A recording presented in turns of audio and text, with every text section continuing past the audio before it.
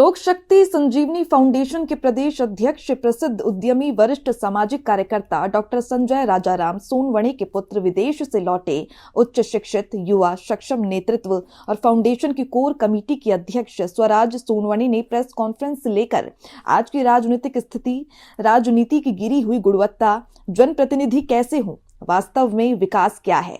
उन्होंने सामाजिक कारणों और राजनीति के संयोजन, प्रशासन में पारदर्शिता, जनता के प्रति लोक सेवक की प्रतिबद्धता, आज के युवाओं के कर्तव्य और जिम्मेदारियों पर अपनी दृढ़ और विद्वतापूर्ण राय प्रस्तुत की।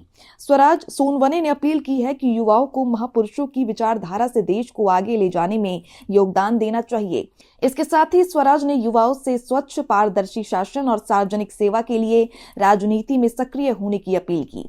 स्वराज सोनवणे ने स्पष्ट राय व्यक्त करते हुए कहा कि भ्रष्ट तंत्र पर अंकुश लगाना और प्रशासनिक कामों में पारदर्शिता लाना जरूरी है। लोगों तक अपेक्षित और सतत विकास पहुंचाना समय की मांग है। लोगों की बुनियादी जरूरतों को पहचानने और उन्हें पूरा करने पर जोर देना जरूरी है। स्वराज सोनवणे ने कहा कि युवाओं को विकासात्मक दृष्टिकोण के साथ काम करना चाहिए।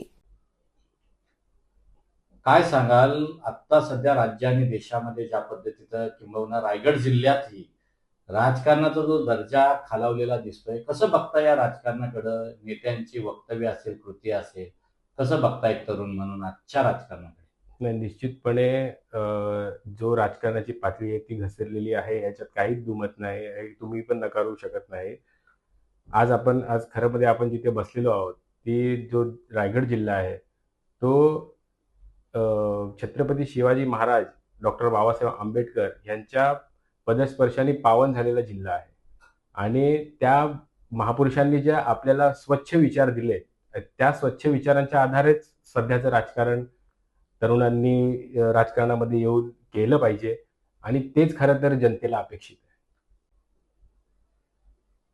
दरवर्षी जिल्हा परिषदेच्या निवडणुका येतात, निवडणुका पुन्हा पुन्हा होतात. मिनी मंत्रालय म्हणून ओळखल्या जाणाऱ्या या जिल्हा परिषदेमधून विकास जो आहे तो जनतेला अपेक्षित विकास होतोय का?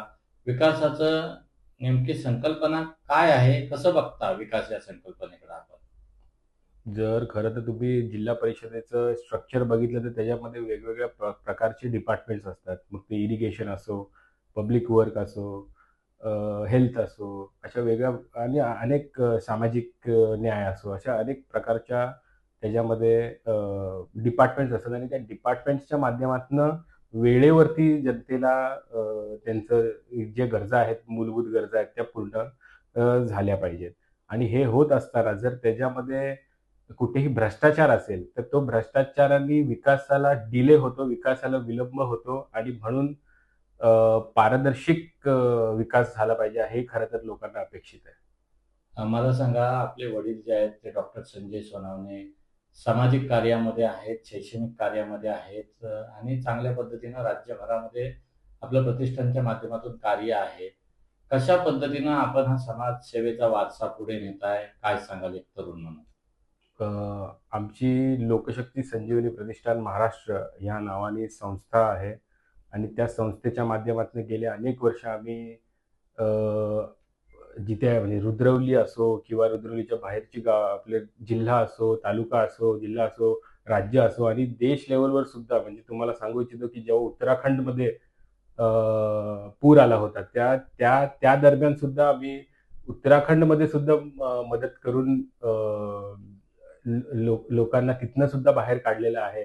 आणि त्या पद्धतीचं एक पत्र सुद्धा आम्हाला प्राईम मिनिस्टर च्या सेक्रेटरीनी ऑफिसच्या कडनं आलेलं आहे. अशा प्रकारच्या संस्थेचं काम आहे.